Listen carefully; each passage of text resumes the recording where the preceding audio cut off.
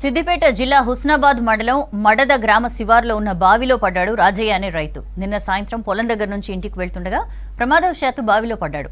రాత్రంతా బావిలోనే పైపును పట్టుకుని ఉన్నాడు. ఉదయాన్నే పొలాల దగ్గరకు వచ్చిన రైతులకు వినపడేలా అరుపులు కేకలు వేశాడు.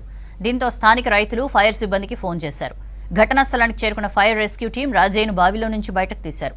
చికిత్స కోసం ప్రభుత్వ హాస్పిటల్కు తరలించారు.